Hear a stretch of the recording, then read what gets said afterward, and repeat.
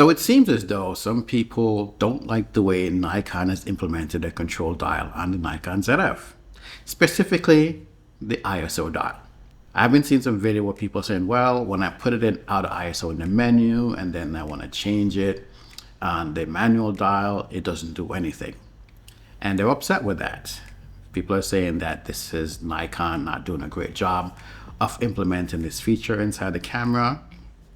And I have to wonder, did Nikon not do a great job of doing this? So you know what I did? I checked out the manual, or rather the reference guide, because I wanted to see if Nikon really messed up on this one. Because, you know, I had the Nikon DF.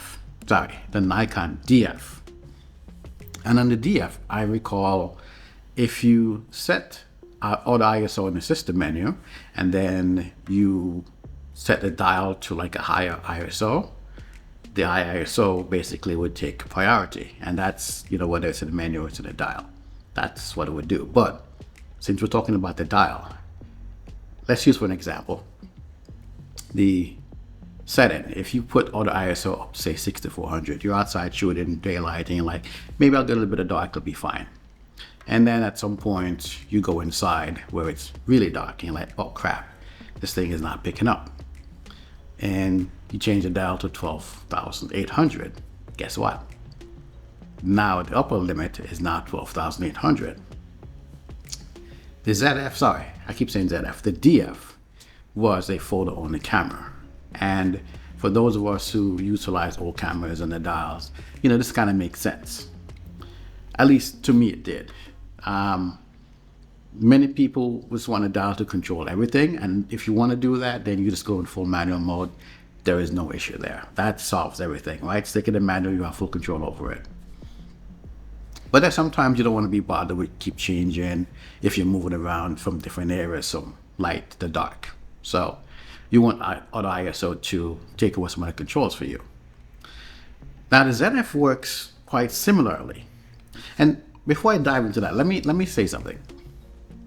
In one of my older videos, I did mention that I like the way Nikon implemented their version of the manual control dials, where it was really only in the shutter dial. You put it to 1/3 step, and then the camera basically, you can use the front command dial, the back command dial, and take everything else. But you also had to use the control wheel, the ISO dial, or you could set it to auto ISO in the manual if you don't want to mess around with it.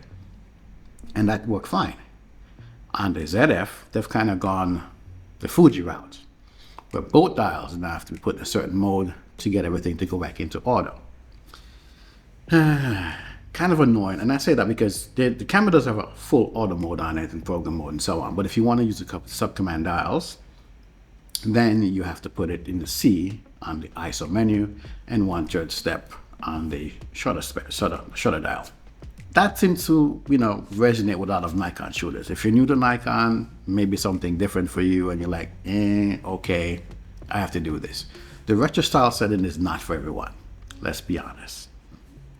According to the reference guide, Nikon is basically telling you that other than manual mode, the camera uses auto ISO for everything. The ZF, while a retro style camera, also is appealing to younger people. And if you just want to go out and shoot, and you just want to use auto mode or program mode, the camera takes over the ISO setting and does everything for you.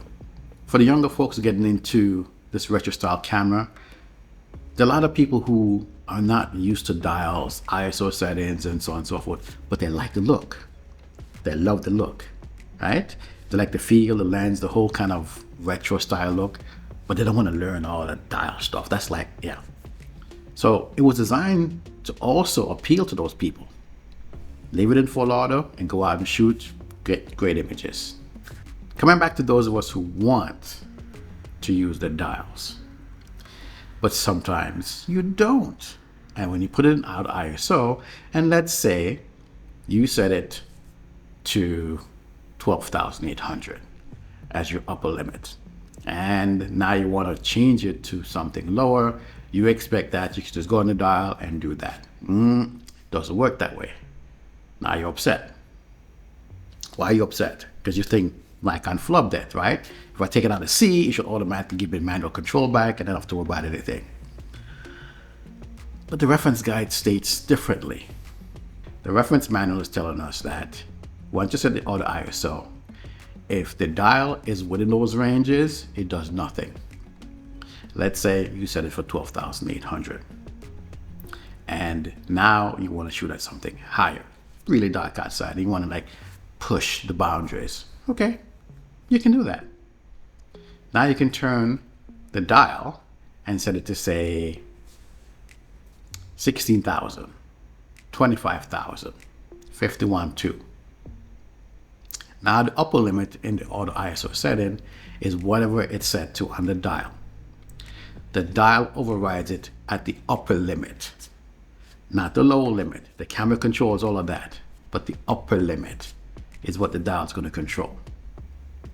If you haven't looked at reference guide, and I know a lot of times we buy a camera and we know everything about the old one, so we can figure this one out. But it tells you right there, in black and white, how it's supposed to work. There's nothing wrong with how Nikon implemented it. I think they could do a better job of explaining it in the manual, or putting it someplace you can find it. And I think that's one of the things that some people from different camera brands, they don't like the Nikon menu system. Some people like it. I've used Sony, I've messed around with Fuji and Canon. I like the Nikon way of doing it. Maybe it's because I've been utilizing Nikon cameras for so many years. I also have learned the Sony camera because I have a Sony camera I'm utilizing right now. Once you get used to the menu system, it's not a bad thing. But you also have to remember the cameras don't work exactly the same. And that's the big thing. Their implementation is different. The way they do things is different. Would we like if they kind of work the same amongst camera brands? Certainly. I know I would. But they don't all work like that. So I think the best thing for us to do is to learn how the camera works by how the manufacturer implemented their system and work within that. And then you'll be fine. Guys, don't make this ISO dial a big thing. Learn how it's set up. Learn how it's supposed to work. Utilize it the way it's supposed to work. It's not a deal breaker. If you think it's a deal breaker, don't get the camera. If you got one and you don't like it, return it. It's a simple thing. For those of you who have had custom settings set up in the camera, whether it's through the screen, the eye menu, or using one of the dials to activate the auto ISO setting, I'd like to ask you to share your information in the comment section. I think this will help others to find a way to set up their cameras that they probably never thought about. Because sometimes we look at things just like, well, why would you do that?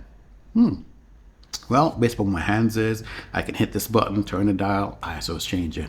Well, no, I kind of prefer to work with a screen. I can set a thing in the screen, I can click the screen, I can make these changes here. Whichever way it works, we're talking about a camera that is being used by both young and old alike. Some people may like one way, some people may like another way, some people may like a completely different way. So share your settings in the comment section, and hopefully others will find it very useful and be able to implement it, and this ISO dial controversy will get put to bed. Thanks for watching the video. I'll see you guys in the next one.